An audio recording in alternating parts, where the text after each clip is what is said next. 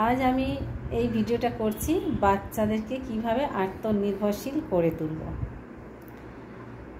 আমরা ছোট্টবেলাতে বাচ্চাদের তেমন কিছু কাজ দিই না, ওরা যা অন্যায় আবদার করে আমরা সেই অন্যায় আবদারগুলো শুনতে থাকি। ছোট ছোট অন্যায় আবদারগুলো থাকে, সেগুলো আমরা ওদেরকে শাসন করি না, বকি না বা বাধা দিই না, যার জন্য বাচ্চারা সেই জায়গা দিলে ভুল পথেও আরও অনেক সময় বেশি এগিয়ে চলে। তো তাই বাচ্চাদের ছোটোবেলা থেকে যদি কোনো ভুল পথে তারা এগিয়ে যায়, তো সেই ভুল পথ থেকে আমাদের বাধা দেওয়াটা উচিত। যেগুলো সঠিক সেগুলো সঠিক শেখানো উচিত, আর যেগুলো ভুল সেগুলো বাধা দেওয়াতে উচিত। কারণ বাধা দিলে তখন জানবে, ওই শিশুরা তখন জানে এই কাজটা আমি করলে আমাকে মা মারবে বা বকবে, বকাবকি করবে, এই জিনিসটা একটা শিশু তখন বুঝে যায়। কিন্তু আমরা যদি সেই সময় শিশুকে কোনো বাধা না দিই, তখন শিশুটা তো জানে না যে কোনটা সঠিক কোনটা বেঠিক, কারণ তারা শিশু, তাদের কাছে সব কিছু সমান। তাদের খারাপটাও যেমন ভালো লাগে, ভালোটাও সেটাই ভালো লাগে, তাই তারা সব কিছু কাজ করতে থাকে। তো সেই জায়গা দিয়ে বলবো যে শিশুরা যখন ভুল কাজ করুক বা সঠিক কাজ করুক, যখন সঠিক কাজ করছে সেই সময় বাধা দেওয়া উচিত নয়। তখন আরও বেশি বেশি করে এমন কিছু করো যেটাতে সে আরও আনন্দ পায়, যে এই কাজটা আমি করছি, এটাতে আমার মা খুব খুশি বা বাড়ির পরিবার সবাই খুব খুশি। আর যখন সে একটা ভুল কাজ করছে, তখন যদি পরিবারের সবাই বাধা দেয়, তাহলে সেই বাচ্চাটা দেখছে যে এই কাজটা করলে আমার কাছে একটা বাধা আসছে, কেউ মারছে বা কেউ বকছে বা কেউ শাসন করছে, এই জায়গাটা যেন সেই শিশুটা বুঝে যায়। তো তখন দেখবে বাচ্চারা কোনো ভুল পথে আর এগোবে না। তো বাচ্চাদের আত্মনির্ভরশীল হওয়াটা কীভাবে উচিত বলছি। ধরো বাচ্চা খাচ্ছে, তখন আমরা কি করি, তখন বাচ্চাদের বিভিন্ন জায়গা দিয়ে ভয় দেখাই, কিন্তু ভয় না দেখিয়ে বা ফোন না দেখিয়ে, ফোনে কোনো কার্টুন চালানো বা কোনো একটা ছবি দেখিয়ে তাদেরকে খাওয়ানো হয়। এই জিনিসগুলো করবে না। তো তাহলে সেই জায়গা থেকে তাদের ভয়ও কেটে যাবে বা ফোন দেখার নেশাটাও থাকবে না।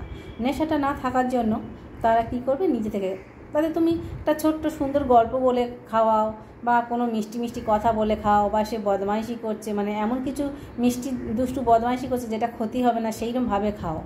বা বাচ্চা আত্মনির্ভরশীল কীভাবে হবে, যখন একটা বাচ্চা ছোটোবেলা থেকে সে পায়ে হাঁটতে শেখে, যেমন মা বা বাড়ির পরিবারের সবাই মিলে তাকে আস্তে আস্তে হাঁটার চেষ্টা করে বা তাকে একটু উঠে দাঁড়ানোর চেষ্টা করে, সেই রকম বড়ো হওয়ার সাথে সাথে, বয়স বাড়ার সাথে সাথে তাদেরকে একটা করে ছোট্ট ছোট্ট কাজ দেওয়াটাও উচিত, যাতে সে নিজে থেকে সেই শিশু নিজের কাজটা নিজে করতে পারে। যেমন ধরো বোতলে জল ভরা, বোতলটাকে নিয়ে আসা, হয়তো মা বসে আছে, বেবিকে বলল যাও তুমি ওই বোতলটা একটু নিয়ে এসে দাও তো, তাহলে সেই ছোট্ট শিশুটা সেইটুকু পারবে, সেই কাজটুকু তাকে দেওয়া উচিত। তাহলে সে বোতলটা আনলো, আর একটু পরে কিছুক্ষণ পরে দুটো বোতল ভরে দাও তো, এইরকমভাবে ছোট্ট ছোট্ট অল্প অল্প করে কাজ দেওয়াটা উচিত, কারণ সে নিজের কাজটা আস্তে আস্তে যাতে নিজে করতে পারে। যখন সে পড়াশোনা করছে, পড়াশোনা করার সময় তার বই যে নেমগুলো আছে, ওই নেমগুলো আগে পড়াটা দরকার। বইয়ের ফার্স্ট পেজে যে নেমগুলো থাকে, ইংলিশ বুক বা সায়েন্স বুক, যে বুকগুলো রয়েছে, ওকে যেমন পড়ানো দরকার সেই পড়ার সাথে সাথে সেই বুকগুলোকে একটা পর একটা গুছাতে বলো। যখন বইগুলো সে গুছিয়ে নেবে, সেইরকম বইয়ের যে কপিগুলো থাকে সেই কপিগুলো আলাদাভাবে গুছাতে বলো। এইভাবে সে নিজের কাজ আস্তে আস্তে করে সুন্দর করে করে গুছাতে থাকবে। তাহলে আগে কি শিখলো, জল ভরা শিখলো, বোতল আনা শিখলো, বই গুছানো শিখলো, তারপর ড্রেস পরা, ড্রেস তুমি পরে দিচ্ছ, ড্রেস তুমি পরাতে তখন বলে ড্রেসটা তুমি একটু পরো তো, শেখো তো। এইভাবে আস্তে আস্তে করে একটা বাচ্চাকে আত্মনির্ভরশীল হতে হয়।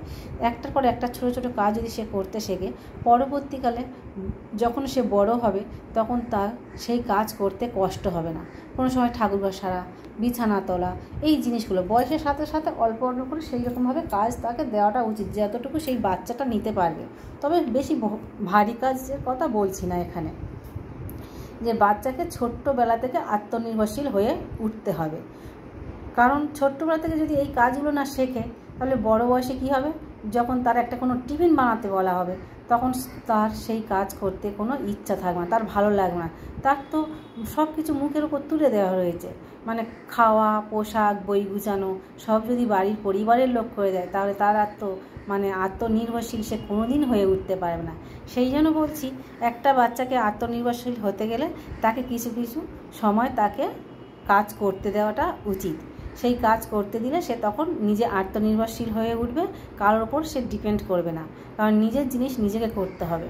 ধরো সে বড় হয়ে গিয়ে সার্ভিস পেলো বা কোনো জায়গায় দূরে গিয়ে স্কুলে পড়াশোনা করছে, তখন তার নিজের বই গুছানো, নিজের খাবার গুছানো, নিজের যে জামা কাপড় গুছানো বা টিফিন খাওয়া, টিফিন তৈরি করা, এই জিনিসগুলো তখন আর তার কোনো কষ্ট মনে হবে না বা কারোর ওপর নির্ভর করবে না। বা দূরে কোনো জায়গায় কাজে চলে গেলেও যদি কোনো কাজের মানুষ না পায়, কাজ করার জন্য যে মানুষ রাখার দরকার, সেই মানুষটা যতদিন না পাচ্ছে ততদিন সে নিজে থেকে সেই কাজগুলো করে নিতে পারবে, তার কোনো প্রবলেম হবে না। পড়াশোনার সাথে সাথে সেই কাজগুলো অসময়ে সেই কাজগুলো করে নেবে। এই জন্য বাচ্চাদের ছোট্টবেলা থেকে আত্মনির্ভরশীল হলে বড় বয়সে তাদের কোনো কষ্ট হয় না। কিন্তু আমরা করি কি, এখন বাচ্চাদের বেশি পড়াশোনাতে বেশি ভালো রেজাল্ট হবে সেই জায়গা দিয়ে আমরা ছোট্টবেলা থেকে বাচ্চাদের সমস্ত কাজ দেওয়া বন্ধ করে দিই।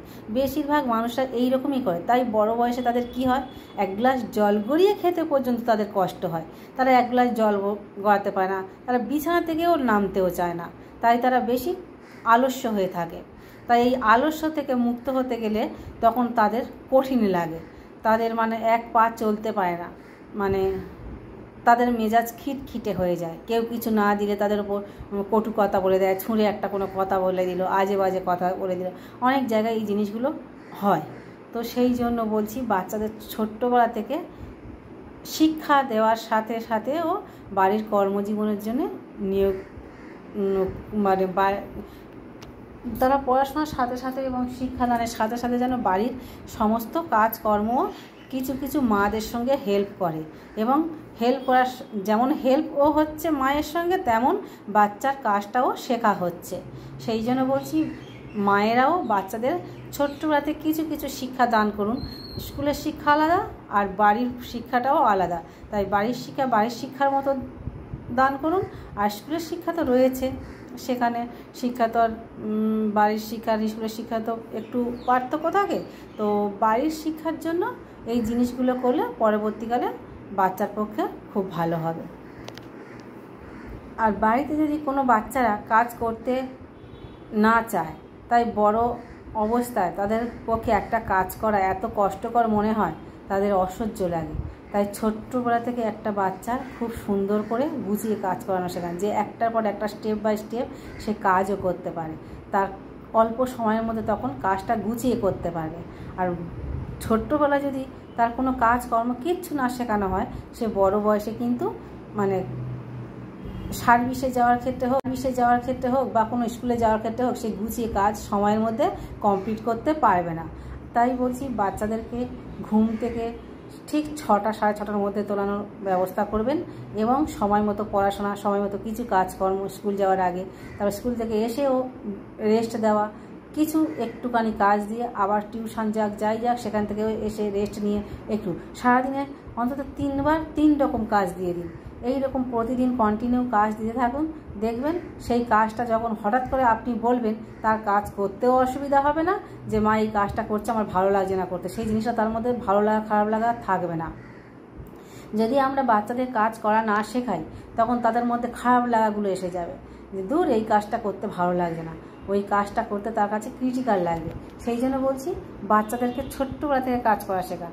বা পরবর্তীকালে কি হয়, যখন একটা মেয়ে বিয়ের আগে কোনো কাজকর্ম ঠিক মতো না শেখে, তখন শ্বশুরবাড়ি গিয়ে তার সেই সব কাজ করতে গিয়েও মানে বিরক্তি বোধ হয়, ভালো লাগে না, তখন তার কাছে প্রচুর চাপ মনে হয়। বাপের বাড়ি পড়াশোনা করেছে অথচ কোনো কাজ শেখেনি, সেই কাজগুলো পরিবারের প্রচুর কাজ এসে যখন মাথার মধ্যে পড়ে, মানে তখন নিজে কন্ট্রোল হারা পড়ে, মানে আমি কি করব কিছু বুঝে উঠতে পারছি না। সেই রকম একটা বাড়ির পুরুষকেও ছোট্টবেলাতে সমস্ত কাজ শিখে রাখা উচিত। নিজের স্ত্রী যতই থাক, নিজের পরিবার যতই থাক, নিজের পরিবারের সঙ্গে যদি একটু কাজে শেয়ার করে, তাহলে একটা স্ত্রীরও হালকা হয় এবং মা পক্ষেও ভালো হয় এবং পরিবারটাও সুস্থভাবে চলে।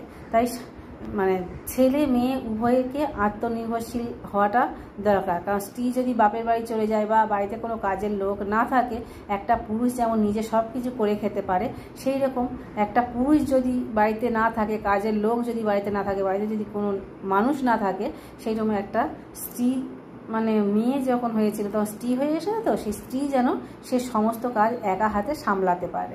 তাই এইভাবে আমরা সবাই আত্মনির্ভরশীল হয়ে উঠি ছোটোবেলা থেকে। তাই আমাদের সকলের উচিত আত্মনির্ভরশীল হয়ে ওঠা এবং একটা শিশুকেও সেই ছোট্টবেলা থেকে আত্মনির্ভরশীল হয়ে ওঠার জন্য ছোটোবেলা থেকে প্রস্তুত নেওয়াটা জরুরি। মায়ের